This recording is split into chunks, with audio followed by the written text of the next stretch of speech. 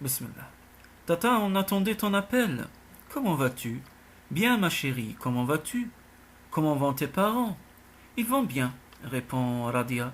Mais ce n'est pas mes vrais parents, ma mère est morte. Qu'elle repose en paix. Tu sais, même si ce ne sont pas tes vrais parents, maintenant ils le sont. S'ils ne t'aimaient pas, ils ne t'auraient pas emmené en Amérique. Oui, je sais, je les aime beaucoup. Tu sais, j'ai des appareils tout neufs, j'entends mieux maintenant. Je suis contente pour toi, ma chérie. En fait, Samira voudrait lui poser d'autres questions. Comment cela se passe à la maison? Prennent-ils bien soin d'elle? Mais elle n'ose pas l'interroger car elle se doute bien qu'ils sont en train d'écouter. Ma chérie, sois sage. Écoute toujours tes parents. Houari lui fait signe de couvrir le micro et lui murmure. Demande à leur parler. Ma chérie, s'il te plaît, peux-tu me passer ta maman? D'accord, bye. Samira n'a pas le temps de lui dire au revoir qu'elle a déjà passé le téléphone à sa mère adoptive. Celle-ci devait se tenir près d'elle. Bonjour, c'est Samira. Moi, c'est Nadia. Elles prennent des nouvelles l'une de l'autre. Samira lui confie regretter de ne pas les avoir vues avant leur départ. Il n'était pas écrit qu'on se voit, dit Nadia. Radia nous a parlé de vous. Elle vous est très attachée. Quand le cousin nous a dit que vous cherchiez à nous joindre, j'ai vite accepté car elle ne tenait plus en place tant elle était contente. C'est une adorable fille, murmure Samira très émue. Oui, elle l'est, affirme Nadia. Vous savez, elle porte la chaîne que vous lui avez offerte. Elle ne l'enlève jamais. Mon petit cœur, s'il vous plaît, avez-vous un compte Skype ou Facebook? Demande Samira. Je voudrais vous connaître et voir Radia, lui parler de temps à autre, si cela ne vous gêne pas, bien sûr. Oui, bien sûr, je n'y vois aucun inconvénient. Je vous l'envoie dans un message. Samira la remercie de tout cœur. Quand vous reviendrez au pays, je vous invite à passer vos vacances chez nous. Mon mari et moi serons heureux de vous recevoir. Avec plaisir. On se tient en courant. À bientôt. Prenez soin de vous. Embrassez la petite pour moi. Je n'y manquerai pas. Samira voudrait parler une dernière fois avec Radia, mais elle n'ose pas. Après qu'elles ont raccroché, Houari lui tend un mouchoir. Elle n'avait pas cessé de pleurer.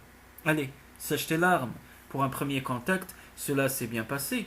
Apparemment, ce sont des gens bien. Tu vois, ta fille a de la chance. Elle est bien entourée. Dieu soit loué, Amri. J'ai hâte de la voir, même derrière un écran. La notification des messages les interrompt. Nadia venait de lui envoyer ses identifiants Skype et Facebook. Allez, on rentre à la maison.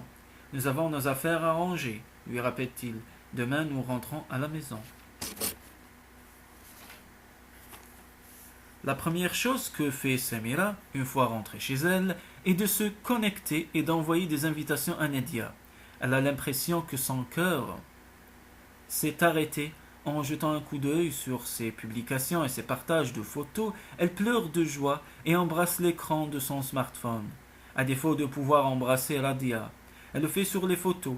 La fillette est toujours souriante et son regard brillant ne lui laisse aucun doute. Elle est heureuse auprès de sa nouvelle famille. Un coup à la porte de la chambre la ramène sur terre. Tu peux entrer. Nariman ouvre et remarque qu'elle est fébrile. Qu'est-ce qui t'arrive? Demande-t-elle. Tu me sembles bouleversée. Ce n'est rien, je suis juste émue. Je viens de voir les photos de la petite. Elle est partie vivre en Amérique. Cela m'a fait chaud au cœur de la voir si heureuse. Elle avait perdu sa mère et ce sont des proches de sa famille qui ont repris sa tutelle après avoir été confiée à l'État. Dieu soit loué. Je suis contente pour elle, même si je ne la connais pas. C'est terrible de perdre sa mère. Oui, regarde, n'est-elle pas adorable? Samira lui montre les photos de Radia. Wow, s'écrie sa belle-sœur. Elle te ressemble beaucoup. Subhanallah. On dirait ta petite sœur ou ta fille. Tu es sûr de ne pas avoir un lien de famille avec elle? C'est ce qu'on me disait, répond Samira. Non, non, mais je voudrais bien avoir une fille comme elle. Nariman, je m'excuse, je n'aurais pas dû te laisser seule. Est-ce que tu as besoin de quelque chose? Non, je n'ai pas l'habitude de rester seule, répond la jeune fille. Tu es ici chez toi. Mets-toi à l'aise, fais ce que tu veux. On ira se renseigner quand? Tu t'impatientes déjà? L'interrogea Samira en riant. Dès demain, on se rendra au centre. J'espère que les formations t'intéresseront. Inch'Allah. Merci, ma chère. Grâce à toi, je vais prendre ma destinée en main. Au village, ce n'était pas possible. Père est quelqu'un d'ouvert et de tolérant. S'il y avait eu des écoles privées dans la région, il nous aurait payé les formations. Peut-être qu'à ses yeux ce n'était pas urgent vu que vous vivez dans l'aisance grâce à sa retraite. En plus, vous êtes belle et vous avez des prétendants. As-tu un ami? La jeune fille rougit tout en secouant la tête. Non, non. Samira n'insiste pas. Elle a vu que sa question l'a embarrassée. Elle passe à autre chose. Nariman se confiera à elle dès qu'elle se sentira en confiance. Houari, qui était sorti faire des achats, revient les bras chargés. Nariman s'empresse d'aller ranger les aliments dans le frigo. C'est étrange, dit-elle. Dès le premier jour, j'espérais préparer à manger dans cette belle cuisine. Mon rêve s'est concrétisé. Je sens que tu vas nous gâter, plaisante Houari, tout en prenant place dans le salon. D'ici, je pourrai voir ce que tu fais. Je garderai toujours un œil sur ce que tu fais. Je serai ton ombre. Si tu n'as rien de plus important à faire, réplique Nariman, mais merci, cela me rassure. Vous reprenez quand le travail? Après-demain. Samira, demain, on passera voir le gynéco. Est-ce que je pourrais vous raccompagner? Bien sûr, dit Samira, avant de tendre son portable à son mari. Ça y est, j'ai envoyé les invitations. Regarde son profil. On peut voir les photos de Radia. Houari le regarde et sourit. Elle est heureuse.